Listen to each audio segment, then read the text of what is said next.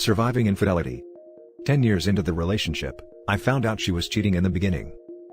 A couple months ago, I, 31 male, found out that my now ex-fiancée, 30 female, cheated on me for most of the first year of our relationship. We've been together 10 years now.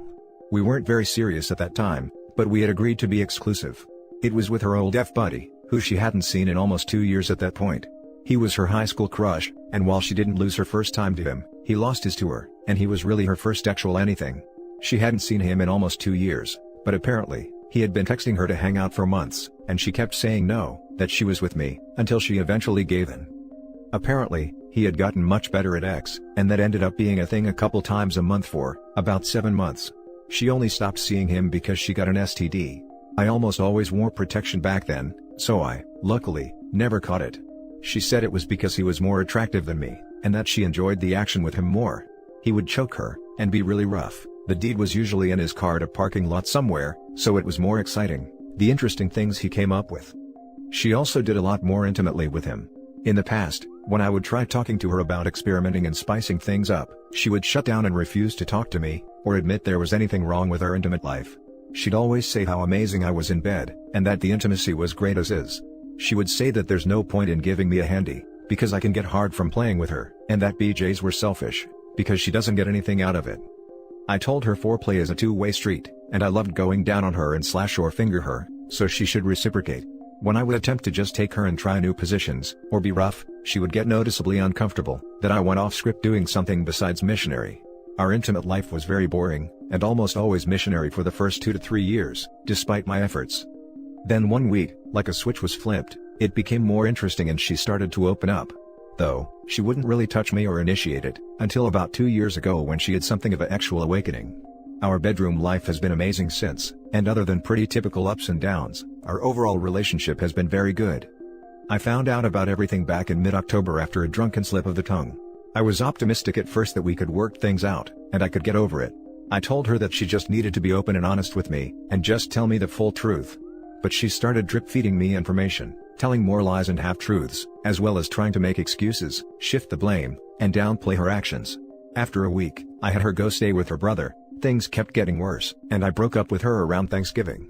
We both started going to therapy, and barely spoke most of December. Now she wants to try couples therapy, to fix the relationship. When we were talking the other night, she said that she didn't feel guilty or regret sleeping with the other guy, until we broke up. That since it was a casual relationship, and I was open about not being interested in anything serious, she didn't view it as cheating.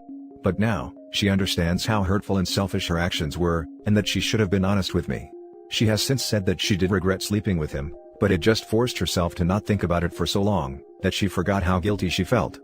I have a hard time believing her. I don't really trust anything she says. It feels like she's just terrified of being alone, and just trying to string me along to get things back to normal.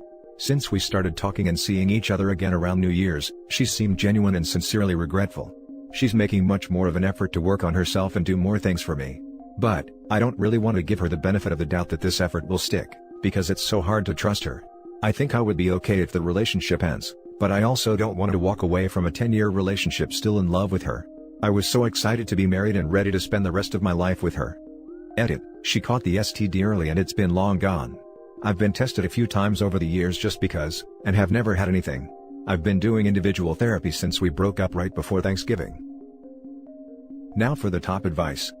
Aw man, what a thing to find out. The cynic in me has to ask, what do you suppose happened 2 years ago when she had the actual awakening? Was it the result of an affair? Was she all stirred up by another man? Have you asked her what happened? She only stopped seeing the other man because she got an STD. My, how romantic for the two of you.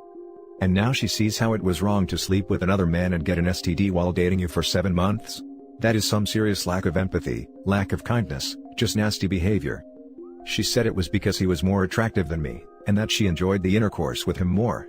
Okay, are you trolling? She actually told you this? 100% not trolling, she actually said that. I was a late bloomer, and I'm definitely a lot more attractive now than I was at 20 or 21. She said that because I was bigger, nothing special, she would get sore, and couldn't enjoy rougher action with me, like with him. The actually awakening 2 years ago was because she ended up enjoying backdoor. We had tried it a few times years before, but she was very meh about. So, I showed her the X subreddit, and had her read some articles. We started really slow with toys and she ended up really enjoying it.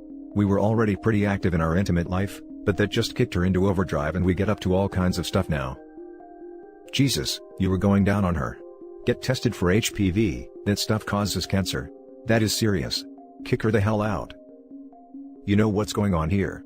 She doesn't regret the affair, she just doesn't want to lose you too. All she learned is she will need to hide it better.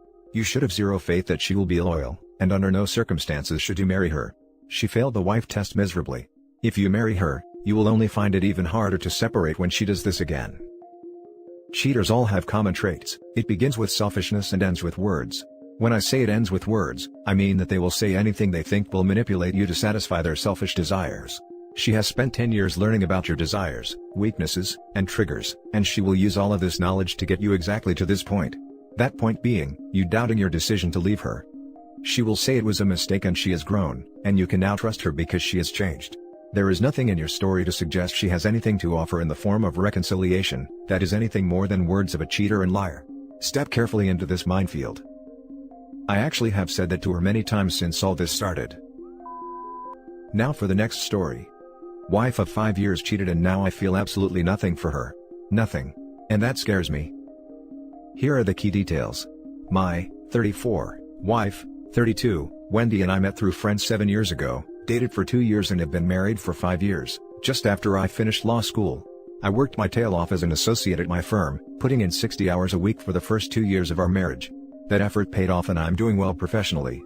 Wendy was a teacher at a private school, but as soon as we got married, she quit so she could go back to school for her master's in education, and is currently in an educational doctoral program while working part-time. This was a bit of financial strain, since I wanted to pay off my student loans as quickly as possible, but we managed. My wife had an old laptop that she was using when we started dating. I found it in a box in a closet.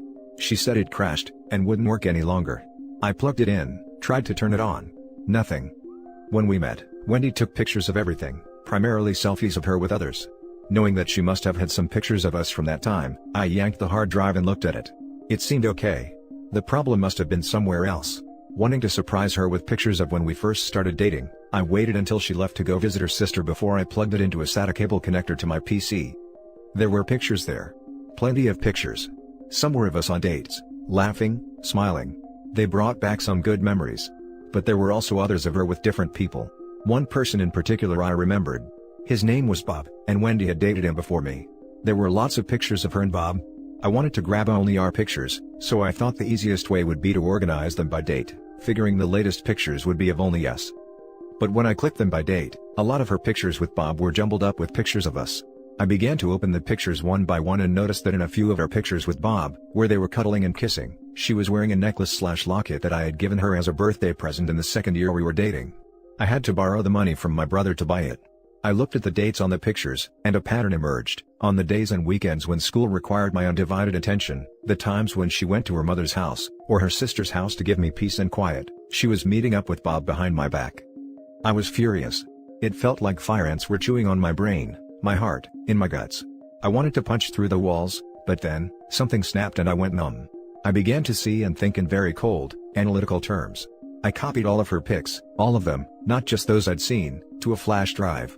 I packed a bag, grabbed some suits, took the thumb drive, and went to stay with my brother across town. I left her laptop hard drive plugged into my PC with a picture of her kissing Bob on the monitor. The only note I left behind was a sticky note with an arrow on it pointing to the necklace/locket. Wendy tried to call me from her mother's house, if that's where she really was, but I didn't answer. It wasn't until a few hours later, after she presumably got back to our apartment and saw the picture on the monitor, that she blew up my phone with voicemails and texts. I ignored them all. I've already met with another associate who works in the family law department about separation and divorce. We have no children or real property, since a lot of our money went to paying off my loans and for her tuition. My firm circled the wagons around me, so her calls go to voicemails. She's not allowed onto the property, security already turned her away. Wendy tracked me down at my brother's house, but he made it clear to her on the phone, that if she tries to come over, he'll set his Dobermans on her. He told me she was screaming, sobbing, and begging on the phone. It didn't make me sad or happy or anything. I felt nothing. My marriage is over. I've accepted that. But it's been 2 days and I still feel nothing. No pain. No anger. Nothing. How is it possible that I have no more feelings for her, no desire to ever see her again, no desire to reconcile? Now that I'm alone with my thoughts, feeling this nothing for her scares me. Is this going to last? Am I still in shock? Am I permanently broken? The upside is that I've never seen clearer solutions in my cases. Now for the top advice. I am sorry man this happened to you. A good thing is that you found out before any children involved. I am not going to lie man, I would do the same thing and never look back. Though I think eventually you will meet with her and her sob story. I was lonely, it was nothing, I realized I love only you etc. A person capable of hurting you that way, worth not another second of your life. As for feeling nothing, it's the shock of finding out that the person you love never existed. It's a self-defense mechanism that unfortunately will wear off and the pain will come. Shield yourself with loved ones to get through it. Mourn her then like she died, and move on to someone worthy. I was lonely, it was nothing. You know, to me, this is even worse. To cheat on your partner and break their heart over a supposedly meaningless fling, would hurt me more than if my significant other fell in love with someone else, because sometimes feelings catch you by surprise, and that euphoria is hard to resist. Disclaimer, cheating is bad no matter what. I'm not excusing it in any way. The opposite of love isn't hate, it's indifference. As a fellow lawyer, I understand how hard the work-life balance can be. At least you should be able to make a clean break and move on. The lack of hate or anger isn't necessarily a bad sign for you or your future relationships, just your current marriage. All the best. The opposite of love isn't hate, it's indifference. The truth. Just stop caring about them. Hate shows that you have them on your mind. But indifference makes their existence blur away. It's only been 2 days. Maybe you are still in shock? Best advice at this point would be individual counseling. Good luck. This, but also having experienced something similar myself, a lot of our ideals about who our partner is as a person, shapes our feelings for them. When you find out something that completely shatters that ideal, it's like the person you love stops existing, never existed, and the person left in front of you is a total stranger. It's been 6 years since my 9-year relationship ended, and I still have not cried over it.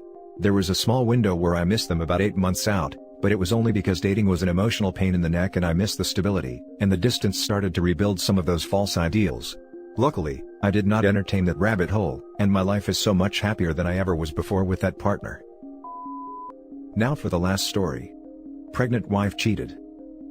My wife and I have been married 3 years, and have a 2-year-old son, with a very recent pregnancy, 10 weeks, for our next baby. We both work from home, and have been locked down for the past year almost, so living and seeing each other every day, none of which I am complaining about. I actually love being with the family. There are other stressors in my life though. I have low self-esteem, I stress about money, I stress about my extended family's health, I stress about my job. But I try not to let any of this affect my family life, at least with my son. My wife is fully aware of the stress I feel though. I have expressed I am stressed enough times, and I accept most of it cannot be changed at this time, COVID. My wife and I are open with each other on everything, at least I thought, and we both have our faces registered for unlocking on each other's phones, Face ID. I had full trust in her and never once doubted anything she was doing on her phone, no matter the hour or even lack of response while she was on social media. I let her have it, because I fully trusted her. Cut to last week, and I was just bringing her phone to her from another room. The phone was lying down flat, and I turned the screen to face me like I generally do, expecting to see her home screen pic of our son. Instead it opened to her photo gallery, and I found some barely clothed pics, and one incriminating one of her lying down and slightly pulling her underwear.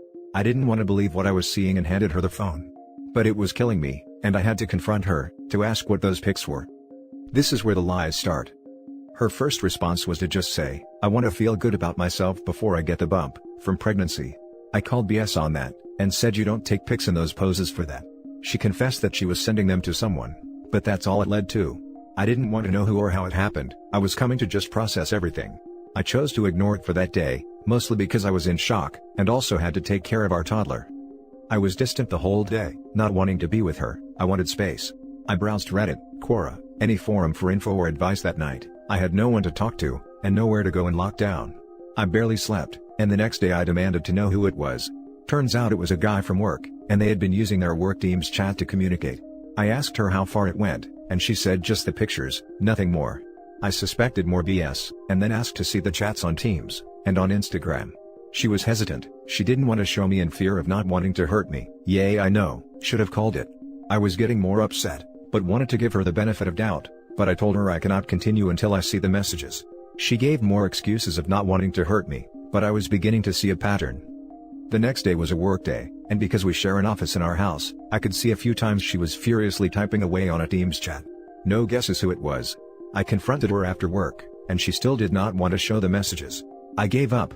I told her I need to see this, otherwise we are separating. She came to me the following day and confessed that she lied. They did meet twice, and the last time was a week earlier when all they did was kiss. I got incensed. How could she? I knew they didn't just kiss, and compounded with all the trickle truths, it was even crazier to think I'd believe that. I demanded then and there to show me the chats. I knew she had deleted the messages on Instagram, and the slimy affair partner was trying to purge his chat messages.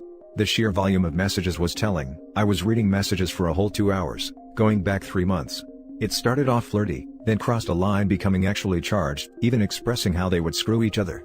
She was pining for him on the chats, and what was the worst was that, they both stated what they were doing was wrong, but continued with it. Now, we're in lockdown here, so can't really go out, except for groceries etc., yet these two decided their escapade was worthy enough to forego the lockdown, and our marriage. We've been fighting every day since. I don't think she's remorseful, even though she says she is. She is becoming headstrong, suggesting that she also has her feelings, and that she doesn't have to live like this. By this, I mean me looking through her phone now, not trusting her. She blames the affair on me not being intimate with her, not giving her the attention she needs. I tell her she has broken me, and thrown away our marriage, but she wants me to just get through it so we can mend the relationship. Writing this down, it feels like I am being a chump and taking all this. Maybe I am just weak, but I am scared of how our children will be as I love them so much. We have marriage counseling in 2 days. I am bracing myself for the criticism from her, and if she uses that as an excuse for what she did. I need some guidance on what to do. Should we separate? I am afraid I am not that financially stable to endure it, and we have a baby going to be born soon. How can I build trust when she's gaslighting? Sorry if this is long, I have no other outlet for my grief. Now for the top advice.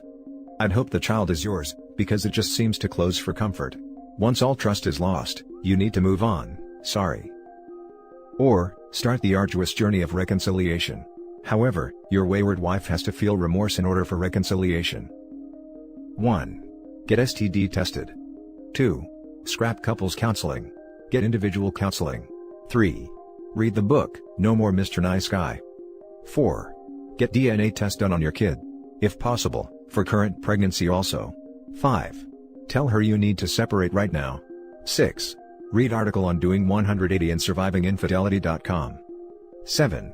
Don't leave the house. 8. Keep the evidence as your insurance. 9. Tell her you are going to talk to a lawyer and do it. These are the steps you should start with. And remember, you can stop a divorce if you think she is remorseful enough to be taken back. Right now, she is blaming you for her affair, which is blame shifting. Try to understand, you did nothing to cause her affair, and it was not a mistake. She willingly scripted and executed the affair process. Good luck.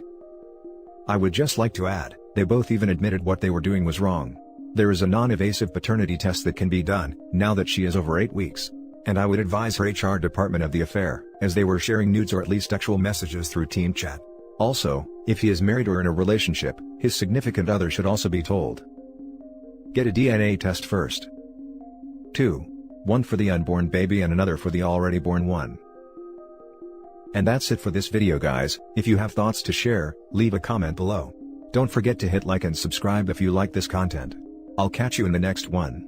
Good day everyone.